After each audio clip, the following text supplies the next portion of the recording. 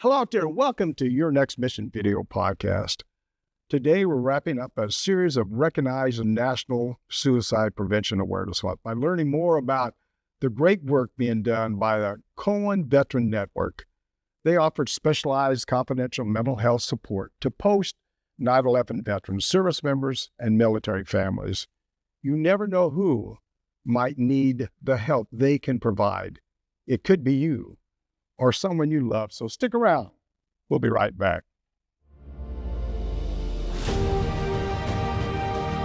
Welcome to Your Next Mission video podcast, where we tell the stories of those who have served in the past and those who are serving today. From transition to financial wellness, VA benefits to mental health, we cover issues facing veterans, active military, and their families. Now here's your host, the 12th Sergeant Major of the Army and co-founder of the American Freedom Foundation, Jack L. Tilley.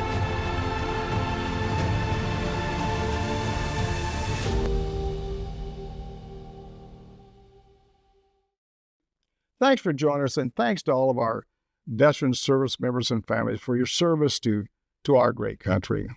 Now, before we get started, I personally want to thank our presenting sponsors, Navy Federal Credit Union, whose members are the mission, Purdue Global, where you can start your comeback, and USAA, whose mission is taking care of the military community and their families always, with additional sponsorship from Blue Cross Blue Shield FEP Dental and Blue Cross Blue Shield FEP Vision. Together, they make your next mission happen. They love their veterans and families. I say this every week. We love them too. Throughout September, we've been talking about how we can help stop the number of suicides in our veteran community and reduce the stigma associated with this national tragedy. The mission of the Cohen Veterans Network is to get ahead of the mental health challenges before they become chronic or acute. And I'm excited to welcome Claire Lawless, Senior Director of Quality Assurance for the Cohen Veterans Network, and Brandi Salvatore, Case Manager at the Stephen A. Cohen Military Family Clinic at Alaska Behavioral Health. Welcome to the show. Thanks for having us. Thank you so much for having us. Well, I appreciate you coming on the show, and I'm so excited. I know you're in Alaska and you're in D.C., so we're going to have a good time today. Before we get started, though, I'd like each one of you to sort of, tell the audience just a little bit about yourself. And Claire, we'll start with you. Thank you. Well, as you said, my name is Claire Lawless. I am the Senior Director of Quality Assurance at the Cohen Veterans Network. I have been with the network for just about 9 years.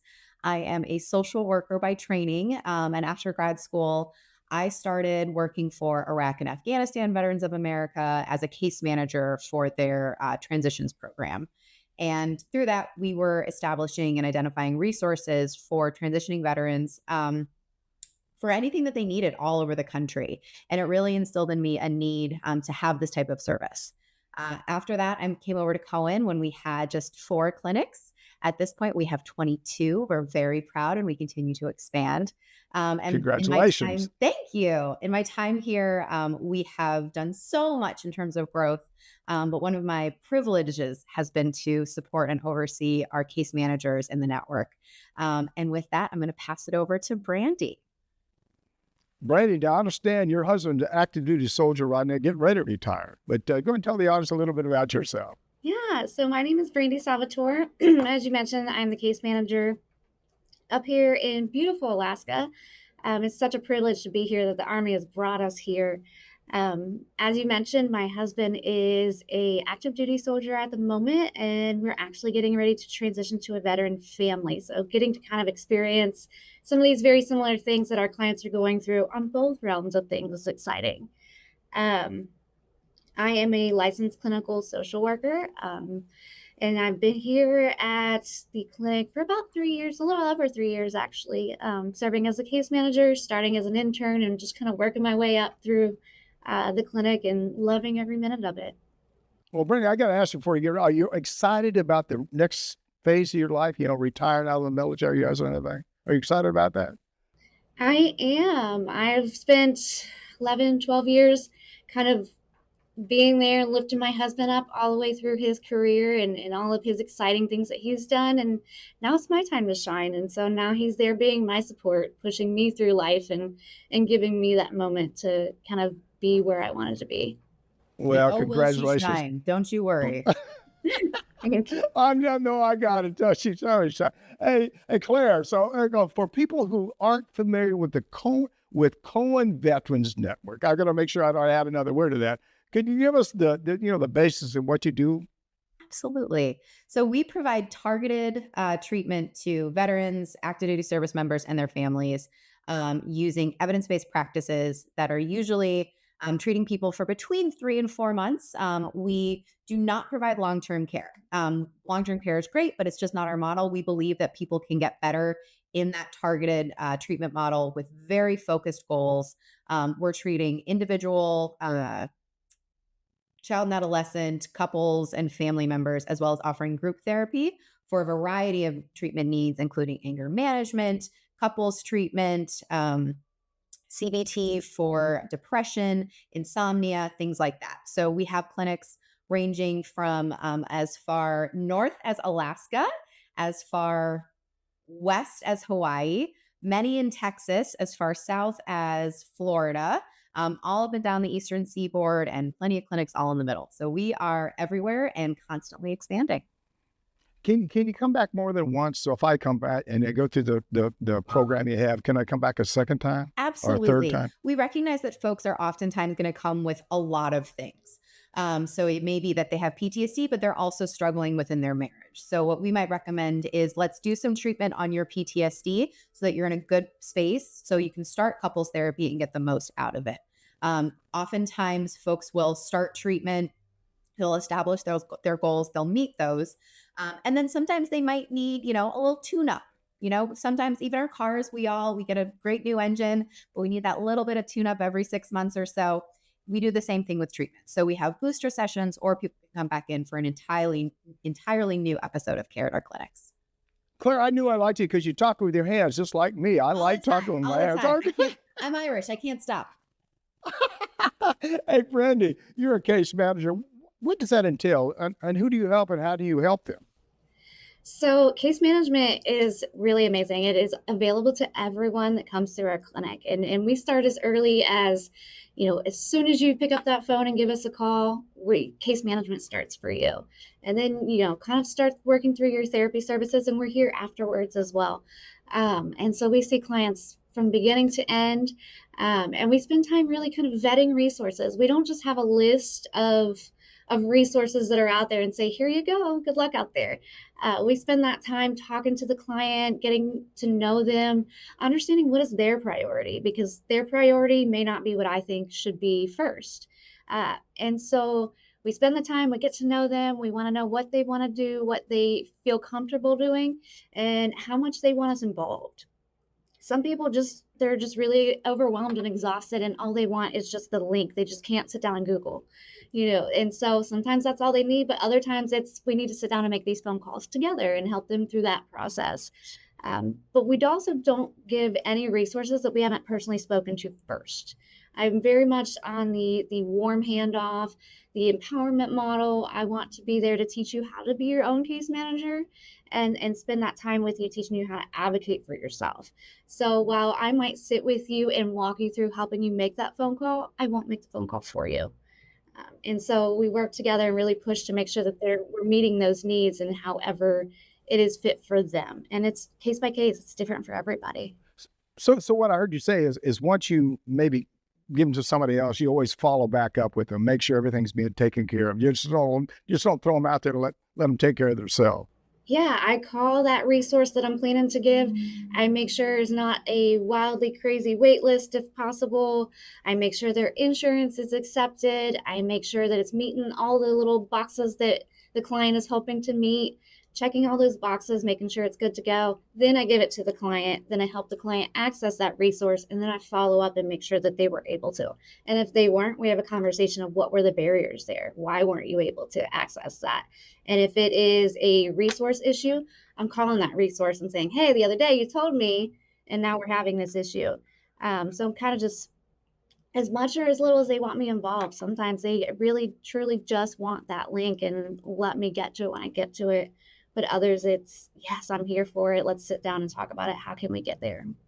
Well, I think because your husband is in the military too, you're walking in the same kind of boots and same kind of ground they're walking in, because so they have that trust and confidence in you, knowing that, hey, you may have the same kind of issues or the same kind of problems that they're sort of trying to work through right now. That is so true. It is very much a lot of the resources that I give to people, I've used myself. Yeah, My family well, has that's good. utilized. And Yeah, so I know just how powerful and amazing they are and how much it could be life changing just to, we showed up to Alaska and, we had all of these, we're here in the dead of winter and all these expectations, and it actually wasn't anything like we expected. It was cold and it was snowy and it was scary driving in the dark. And, yeah, we thought we had great snow gear and we didn't. And yeah, so it was very overwhelming and very expensive to transition into. And so we were able to connect with the ASYMCA and use the winter gear up and get good winter gear for my own kids.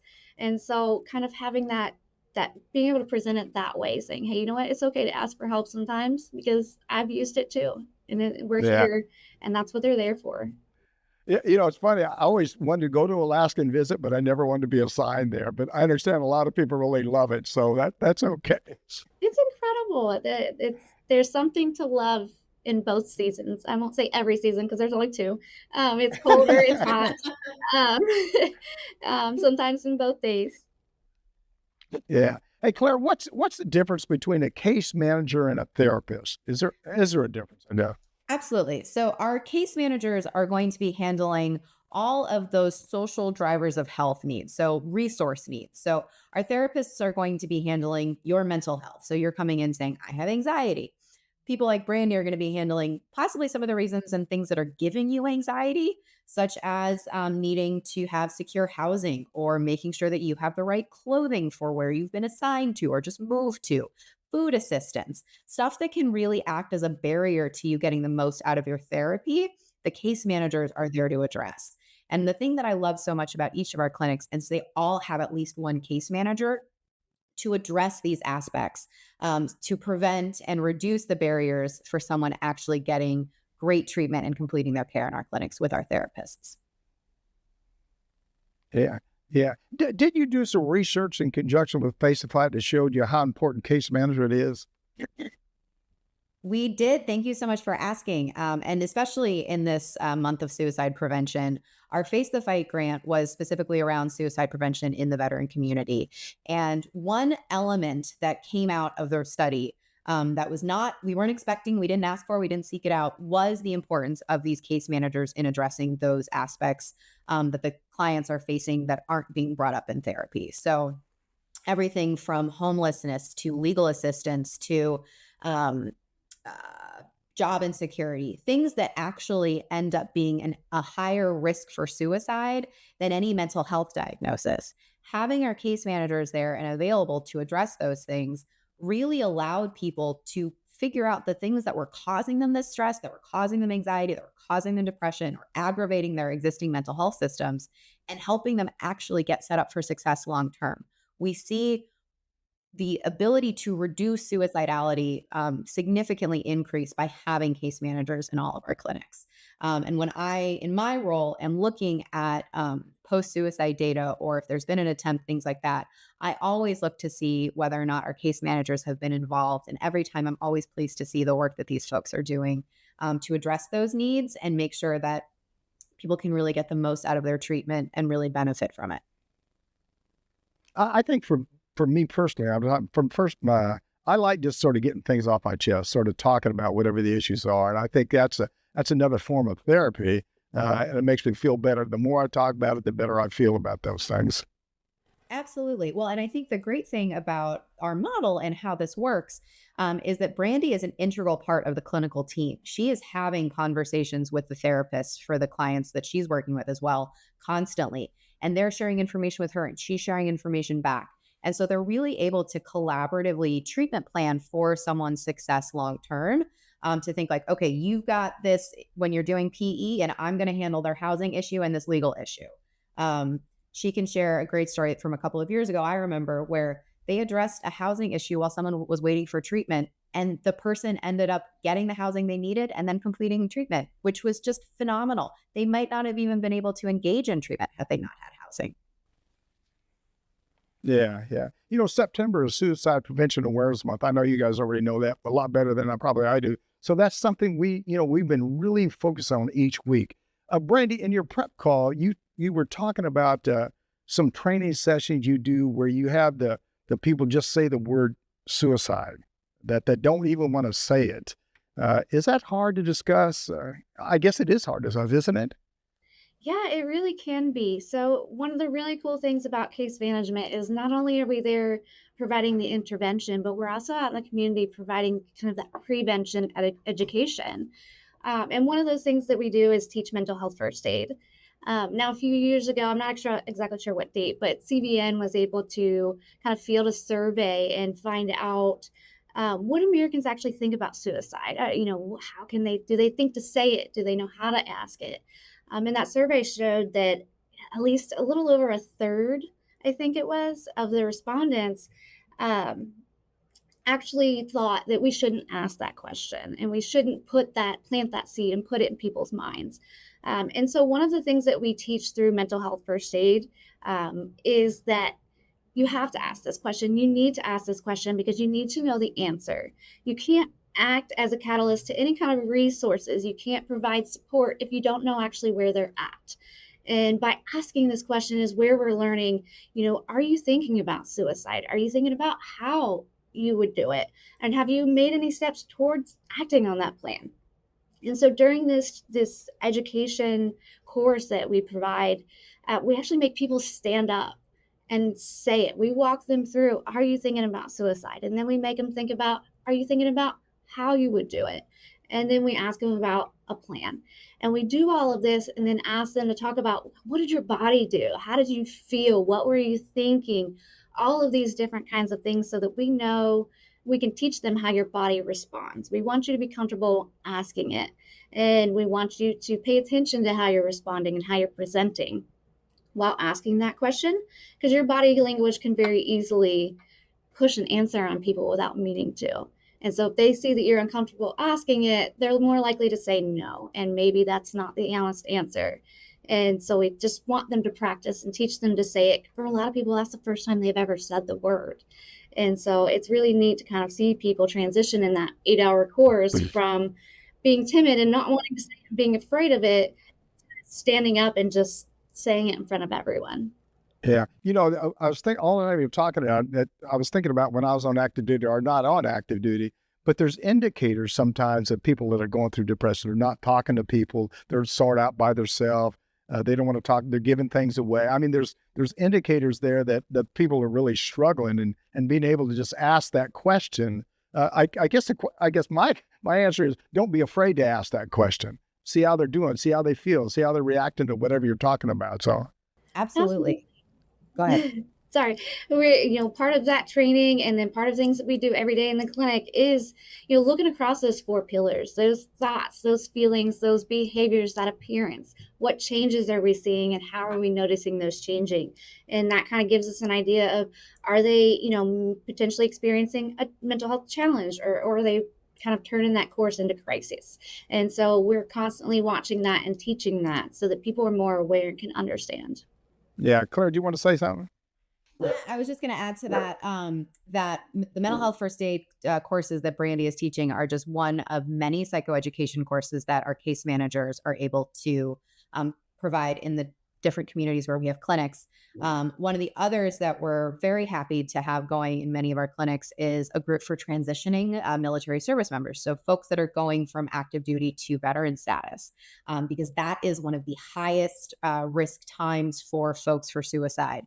Because you're losing a lot of the resources that you've had ready access to.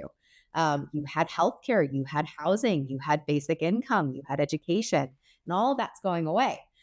So this is a time where providing some support and providing some education on how to access resources in your local communities is so essential. And all of our clinics are able to offer a psychoeducation course that is able to walk folks through this. And that's another way to start getting connected to the clinic, getting care that they need to help them through just also the mental health components of that transition. Well, that spouse has a big play in that too. I mean, the spouses are going to know if there's a problem or an issue way before anybody else, I would think. Anyway, either one of you can answer that question. Claire, you want to answer that question? How much is a spouse involved, I guess? So spouses are involved as much as the veteran or the active duty service member wants them to be involved. We do not require either the veteran or the active duty service member to participate in care for a spouse to get care. So I think, the old adage is it's, oh, my wife drugged me in to get care and now I have to come, right? But I Well, that's actually true, think, isn't it? No. I mean, less so now, I would say. I think that for the Yeah, most okay. part, we've done a lot of great work as a country recognizing mental health as being just as important as physical health. And while we do still have folks that will come saying, well, my spouse threatened to divorce me if I didn't start getting care, we do also have folks that are seeking care themselves, and then bringing their families along, knowing that they need the support from their families to really get the most benefit out of their treatment. I've been married a long, long time, probably longer than you guys have been alive, but the fact of the matter, I tell my wife or my spouse a lot of stuff I probably wouldn't tell anybody else. And she's really a good sounding board for me. So if I'm not feeling well or something's bothering me, and she's the same way. If she's not feeling well, she has a problem. So we sort of go back and forth. And I think it was a good channel for me. I would imagine it's a good channel for a lot of people. Absolutely. Yeah. And I Brandi, think something, go ahead. and I'll let Brandi speak to this as well, but I think something that we often see folks coming in for, particularly with couples, is that one person in the couple is taking on a lot of that. And the other person, maybe because of their mental health, is not able to be as equally supportive or equally receptive to information. So being able to support them in terms of balancing that out as best you can is something that we're really happy to be able to do. But Brandi can speak to that from a more personal perspective. All right, Brad, she's throwing it over to you. Go ahead. You want to say anything about it? No, You got the ball there. Go ahead. I think for my family particularly, it's all about just support and making sure that I'm here, and whatever you want to share, you're welcome to. I'm happy to listen as your wife. And but kind of being very clear of, I'm your wife, I'm here, and I want to support you, and I love you, and I care about you. You don't have to be afraid to share. I think that is a kind of a big one in kind of a relationship where one was an active duty or is an active duty soldier and maybe experienced some, war related trauma.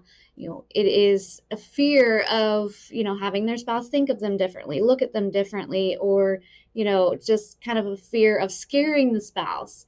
And so having that open mind and saying, I'm here for you, and whatever you went through, you can share, but you don't have to if you're not comfortable. But no, you're not going to scare me. I care about you, and what you have seen or done doesn't change who you are to me. Yeah, I got to tell you a quick story. I remember one time I went home to my wife and I told her something about a serviceman. I said, I can't believe that guy is doing this kind of things. That's sort of crazy. She looked at me and said, well, you did that before. I was like, I fell off the chair. So, well, so what? That's a little bit different. No. Hey, this is a great conversation. I don't want to do it, but they're going to make me do it. We need to take a quick break. When we come back, I'd like to talk to you about some of the most common problems faced by veterans and families. So don't go anywhere. Please stay right there. I'll be right back. This is Your Next Mission video podcast with me, your host, Jack L. Tilley, 12th Sergeant Major Army. And if you're enjoying this discussion, I know you are, because we're talking about the lives of our military, our veterans, our families, and the people that sometimes need help, just like all of us, me, you, and everybody else. Here's a place for you to go to sit down and talk to somebody that truly cares about you. Please like us. Click on that subscribe button below. And don't forget to click on the bell to receive notifications of all of our upcoming video podcast releases. I'll be right back after a word from our presenting sponsors.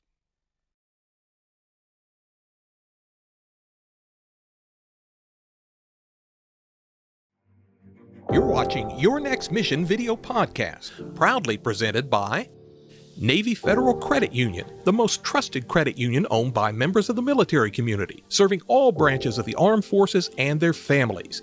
Learn more at NavyFederal.org. Their members are the mission. Purdue Global. You're ready for a comeback, and with Purdue Global, you can do more than take classes. You can take charge of your story, of your career, of your life. Earn a degree you can be proud of and get an education employers respect. Start your comeback at purdueglobal.edu. And USAA. A promise is a trust not to be broken, whether spoken with an oath or sealed with a pinky. And after 100 years, we're still taking care of the military community and their families. That's our mission, always. Now back to your host, the 12th Sergeant Major of the Army, Jack L. Tilley.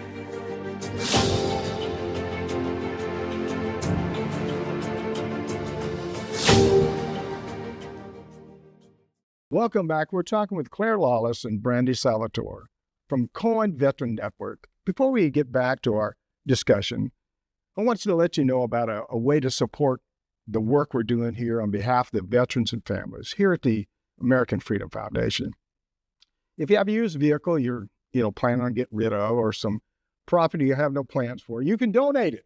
Visit our website at theamericanfreedomfoundation.org/donate and click on that vehicle donation button or that home donation button to support our work.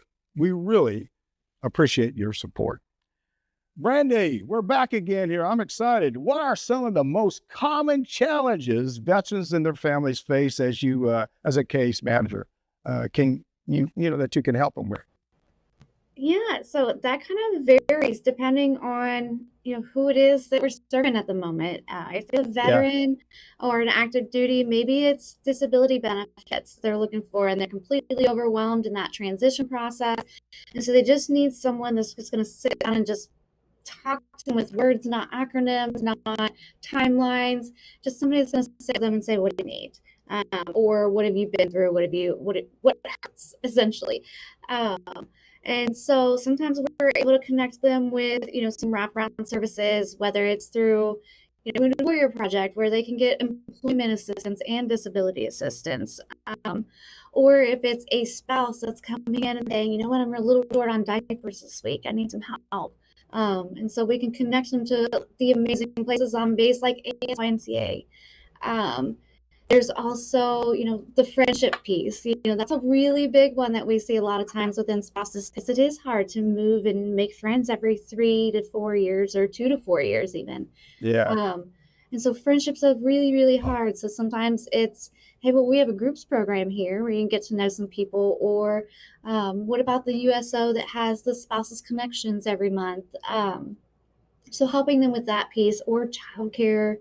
A lot of one that we see a lot of is my kiddos need some in-school supports. We really need some help. I think they might have ADHD, or maybe, even maybe a little bit on the spectrum for autism.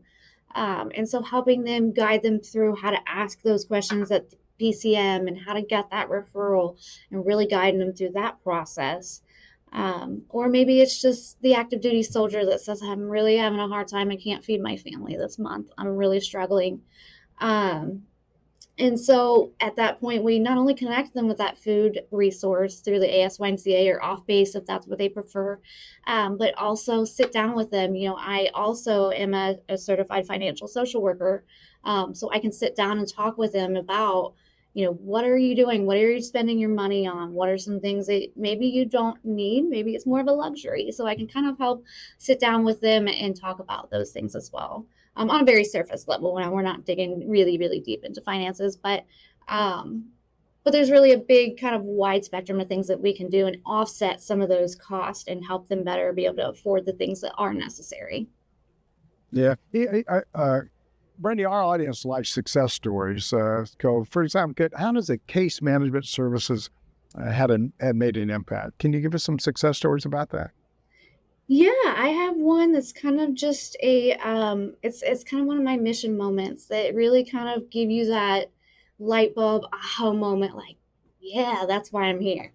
And so one of them that I can think of is we had someone that was in a very remote area of Alaska that just really needed help. And through our post-discharge kind of process, I had been following up with this person after care for about a year. And by the time I finally got to that 1 year mark, and I just kept, kind of planting seeds and reminding them, hey, you know what, we're here, come back for a booster session, or, case management, are you working, and all of these things. But just one of those people that just, I had that feeling in my gut that he just needed somebody to just be there and ask, are you okay? And by that year mark, I was able to reel them in, and they were like, you know what? I think I'm ready to get some help. And I'm like, all right, it's time. All hands on deck. We're not waiting. We are not playing games. Like you said the word, we're going full speed. And one really cool thing about our program and our network is that we play really well in the sandbox with a lot of our community partners. You know, we're all doing the same things. We're out here preaching the same things, having the same clients, but we're working together to serve those clients. We're not competing. And so that very same day, I was able to pick up the phone, and I had Wounded Warrior Project on standby. I had Alaska Warrior Partnership on standby. And so we were able to get this person out of the remote area into Anchorage, and then actually even to the lower 48 to get some care, some elevated like residential care, came back here and did some partial hospitalization. And we were able to get them into that program, get them housing at the Fisher House, get them transportation to be able to go from the Fisher House to the partial hospitalization program. And then they ultimately were able to step down even more and come back here for outpatient care. During that course, also got this person disability benefits and back pay. We also got this person housing, got some adjustments to their housing in the remote area that were needed. Employment at a new place that kind of almost like their dream job. And so it was really a huge community-wide process that turned out with this really cool outcome. Right. You know, I can tell just listen to you talk about, you love your job. You love what you're doing. And She and does.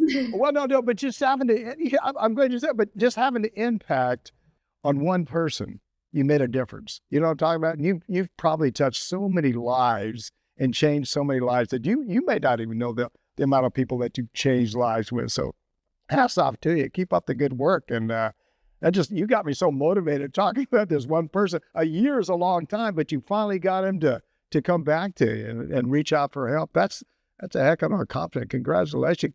Again, it all goes back to trust. They trust you and know that you truly care about what you're doing each and every day. And Claire, think about all the pieces that she highlighted, right? When we talked about risk of suicide, right? So it was housing, it was employment, it was a need for longer term care. She addressed all of those things within her role. Those are not things that you would be addressing if you were just a therapist. And we were only doing therapy in our clinics. Because we have case management, we are in such a good position to address these pieces that sometimes just get overlooked because there's no one who's kindly and persistently asking, how can I help you? You know, I got to say this too. You guys are a great team. You guys, I mean, you can tell you are. You're a great team. Any chance to talk up the great work. Well, no, but you feed off of each other and you want to compliment each other. You want to help each other. And so, what a great team. You're the kind of team, hey, I'm all for you guys. I'm going up. I'm going to just contact you tomorrow. I need some help. Help me out. Hey, Claire, the needs of the veteran community changes as time goes. We all know that it's changed. I've been out of the Army 20 years. It's changed a lot since then. How is Cohen Veteran Network involved, adapted its services to meet, the current needs? So these right now.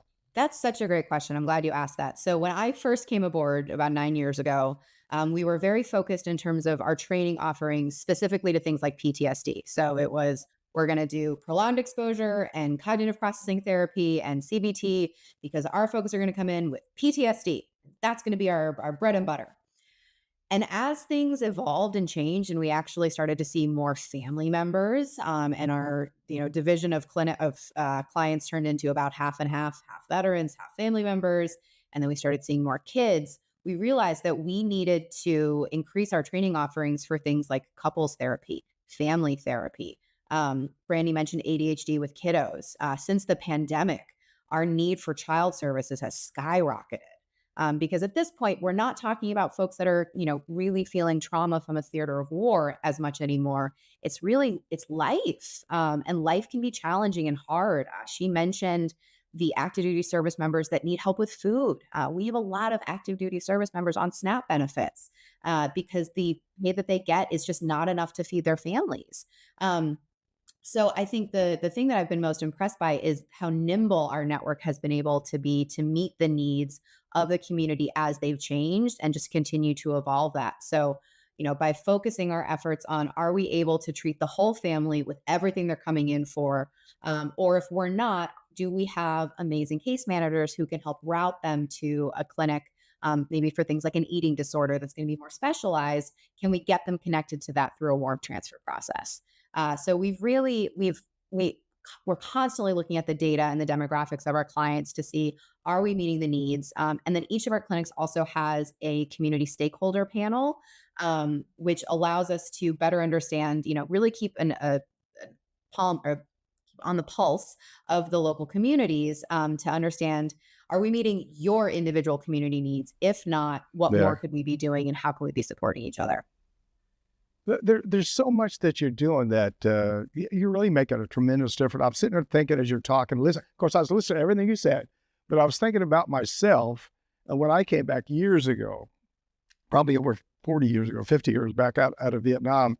I told people, I've been telling people lately, I had anger issues for 3 to 5 years. I struggled to fit in. I didn't know. I'm glad. I can't even believe I ever got promoted in the military, but I had some serious issues that nobody identified. And I was able, I don't know how, but I was able to work out of those issues. And the way I worked out of those issues, because I talked to people. I talked to people around me. I talked to other first sergeants, sergeant first classes, whatever, whoever listened to me. And I was able to work out the issue. I don't know if I ever really worked out all of them. I still have some issues anyway, but everybody's got issues. But the fact of the matter, you have somebody like yourselves that are out there that are making a tremendous difference for the families each and every day. So I take my hat off, and I don't have no hair. I don't want to show nobody my bald head, but you're making a heck of a difference. We need to take another quick break. I hate taking breaks. When we come back, though, I have a question that I want to ask each of you to answer. So stay right there. Don't go anywhere. I know you're not going to go anywhere. I'll be right back. Now, here's a word from one more of the organizations that help make this show possible.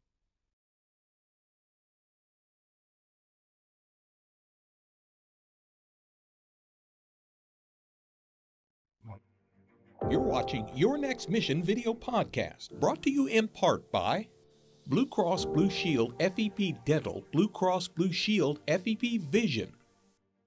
Part of transitioning out is that dental and vision insurance breaks off from your medical insurance. Vision and dental is very important to be able to enjoy your retirement. Blue Cross Blue Shield makes the transition so much easier.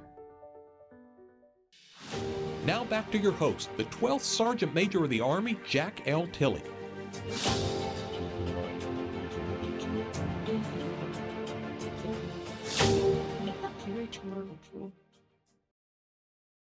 Welcome back. We're blessed to be here today with Claire Lawless and Brandi Salvatore from Cohen Veterans Network, which does great work helping the mental health challenges faced by the military community. Remember, this is your show.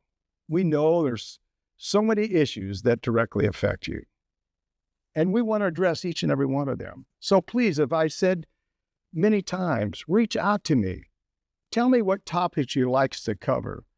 You can call me at 844-424-1134 or send me an email at SMA Tilley at yournextmission.org. And guess what? I'll reach back out to you. Before we go, there's one more thing I'd like to find out from each one of you. And Claire, you're going to be first. This is important. You're doing what you're doing. What drew you to this field in the first place, and how are you staying motivated? Oh, that is a great question. My stepfather is an Army veteran. He served during the Vietnam era, but did not go to Vietnam. He didn't really reference being a veteran growing up, so it wasn't really in my head. My grandfather built Navy submarines during World War II, so he didn't deploy either. But I remember in the early 2000s seeing a story about Walter Reed Hospital and the horrible conditions that our service members were facing when they returned from Iraq and Afghanistan, and just being fired up about that. Even if I wasn't a person who believed in war and all of that, I didn't believe that people who risk their lives and raise their hand to serve their country should be treated with anything but the best possible care when they came home. And that really just lit a fire in me. And I had a little bit of experience in mental health and decided this is what I want to do. So I went and got my degree in military social work. and, got all of this great training in terms of military cultural competency. It was out in California. I made friends with all these Marines at Pendleton. And that just kind of kicked off a love of working with this community because of the strong motivation to get better. I think that's something that really stands out to me about this community is these are not folks that want to sit on their laurels and sit in their depression or sit in their PTSD. They want to get better and they're willing to do the work to do that. And so supporting them and being able to build out as many resources and opportunities to help them as possible has just been a phenomenal time for me. Everybody I've ever been associated with, either went into the Army or a spouse of the military, always talks about one thing, how they changed their life, how being associated with the military changed them inside and made them really look at things a little bit differently. In the Army, I tell people all the time, I was a terrible young man before I came into the Army, but it made me grow. I'm probably still a terrible man, but the Army made me grow up, maybe see so many things that maybe I had not seen before. And the other thing it made me do is appreciate this country and the way of life that we sometimes take for granted. Brandi, same question. Well, it's kind of funny. I didn't actually ever dream of being in this line of work. Are you sure? I thought you did. No, I had a whole career and whole different path before I married my husband. And so I was like many other spouses. I gave up my career that I worked so hard for before and had to rethink everything. Who am I? What am I going to do? I'm a mom now, I'm a wife now, but there's something else in me and I don't know what it is. And so I went back to school and I'm like, oh, maybe I'll try out this social work stuff or psychology stuff is where I started. And I finished my psychology degree and then I started thinking again, well, now what? What am I going to do here? And so I went back and got my social work degree. And it just so happened that we were getting orders to be here right before I had to do my final internship. And, there's not a lot of time to kind of settle into something, but I saw that we already had an agreement with Cohen Clinic at my college. So I'm like, guess that's where I'm going. And so I walk in day one completely out of my comfort zone because never pictured myself being in this kind of realm of work. I went into social work to maybe do some, nonprofit food pantry kind of community work. And then I came in here and within a few weeks, I had the office manager at the time. I told her, put my name on that locker because I'm not leaving. I'm home. Like I am not leaving. And so she did. And here I am 3 years later. And I instantly got to see the magic that happens inside these clinics. And it truly is magical to see people walk in and walk out that fast, and just the changes in their appearance and the changes in how they carry themselves and the way they speak about themselves. And so it sucked me in, and here I am. I can't imagine being anywhere else. Yeah, well, I tell people that God put us on this earth to make a change somewhere, to make a difference somewhere in somebody's life. And you guys are certainly doing that. The other thing, Claire, I got to tell you this. I think we've influenced Brandi a little bit. Now she's talking with her hands a lot more here. So I think going through the show. I can't help it. Sorry, it's passing off to you, Brandi. I'm trying to be on my best behavior. I'm a very big personality person. And so I'm trying to sit here proper and behave. Well, they was talking a while ago. So what if we tied your hands down? I wouldn't be able to move. I wouldn't be able to talk. I'll just wobble. I'll just wobble around. If a family there might need some, some support, if they want to get a hold of you, is there a website or a phone number they can reach out? Yes, there Claire, is. do you have a website? Yeah. Yes. So our website is cohenveteransnetwork.org, and a number to reach us is 844-336-4226. That will take you to an information line that will route you to the appropriate clinic based on your location. Yeah. Thank you so much. Hey, look, I'm going to tell you, we did a lot of shows. I have a lot of fun talking to people. You guys have really brightened my day up here today. It's been a great discussion because I know, just listen to you and talk to you a little while, I know that you care. You want to make a difference in the lives of so many, and you're making a difference in the lives of so many. So the people that are listening out there, if you're struggling a little bit, reach out to Cohen and and they'll help you out. Reach out to Claire and Brandi. They certainly will help you out. These are just two great people in a great organization that want to make a difference. I hate to say this, but any final thoughts, anything that maybe you want to reemphasize? We're going to start, I guess, from Claire. We'll start with you. Any final thoughts, anything you want to share with the audience? Maybe you want to reemphasize or maybe you want to say something different if you want to. Go ahead.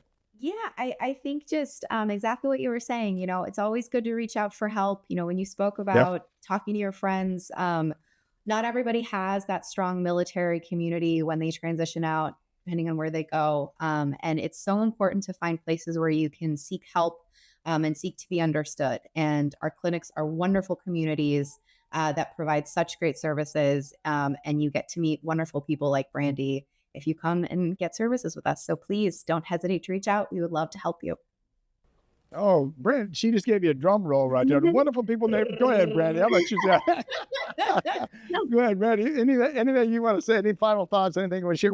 Again, you both have done a tremendous job. Go ahead, Brandi. Thank you. And thanks, Claire. Of course, I'm just one of a big piece of a big puzzle. There's lots of us that are just like me and out there just driving home, doing all the things that we can do for the people that we serve and the people that we love. But one thing that we didn't get to mention, and I just kind of wanted to bring it up, is, we always talk about we're barrier-free care. And that means a realm of things, obviously in the front of the house in terms of, how you can get your therapy, but also we're breaking down a lot of barriers in terms of providing care, as in, during block leave, for instance, is a great example, is, when people are traveling out of state, they can't always continue therapy with their clinician because of state laws and licensures and all of this kinds of things. And so we really put our heads together and say, how can we serve people that can't have their therapy with their licensed clinician in the area, but it's too temporary to hook them up with someone else where they're at. Mm-hmm. And so we came up with this Lunch and Learn, this winter mental health series. And anyone from anywhere can attend. All they have to do is get that Zoom link, register, and pop in the day of. And we run it for about 17 weeks, 3 months, from November through, I think we ran it through February. And we're going to continue to run that again this year, to where it's just different topics of, what am I going through? Why am I like this? What's happening to me? Do I have depression? Do I have anxiety? How do I handle my child that is struggling with things like ADHD? And so there's all these really cool topics from our amazing clinicians that put them together. And so continue watching our social medias, because that will be popping up again. And it really is an awesome way for people to learn about mental health, understand what they're going through, and still get a little bit of support while they're not able to necessarily see their weekly therapist. Oh, that sounds like a great program. You guys are doing such a great job, and you're making such a big difference. I just, not just for me, but all probably all the service members, soldiers, family members, and everything else. I just want to thank you for what you're doing. And thanks for taking the time, because I know you're busy, taking the time to come on the show. Thank you so much. Thank you for having me. Thank you for having us. Thanks again to Claire Lawless and Brandi Salvatore from Cohen Veterans Network for being with us. I'm Jack Tilley, 12th Sergeant Major of the Army, and you've been enjoying Your Next Mission video podcast. And thank you for joining us. Log on to our website at yournextmission.org. And while you're there, you can visit our nonprofit and corporate partners who have jobs and services available that can assist you in your transition from the military. And check out our job board partnership with the Recruit Military and Offline, where you can create your own personal profile that will match you with just the right job real time. You can follow me on my personal social media pages, Facebook, X, Instagram, YouTube, LinkedIn, and Rumble. And if you like what we're doing with Your Next Mission, click on that subscribe button below. Don't forget to click on the bell to receive notifications about our upcoming video podcast releases. Remember, we're here to help you. Please leave me a message at 844-424-1131 or send me an email at SMA Tilley at yournextmission.org. Thanks again to Claire and Brandi for joining us today. And I think they said it all.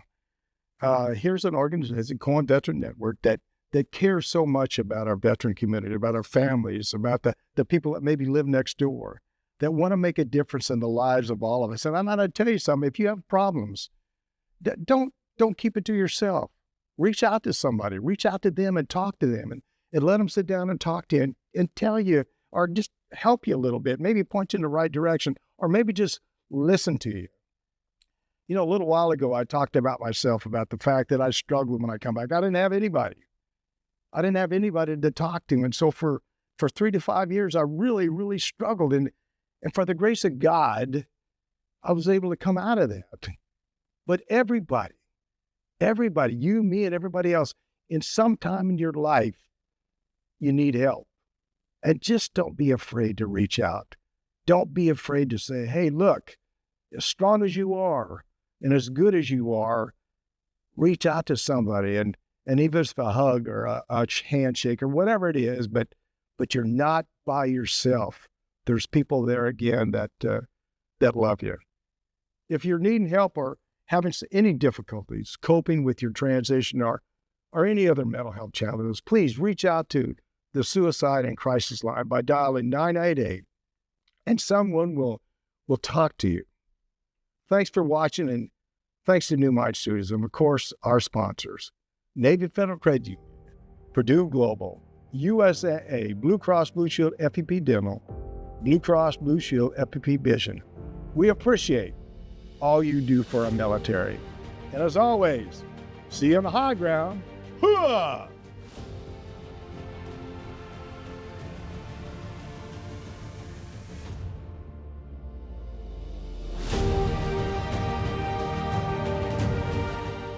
You've been listening to Your Next Mission, brought to you by the American Freedom Foundation. Learn more by visiting yournextmission.org.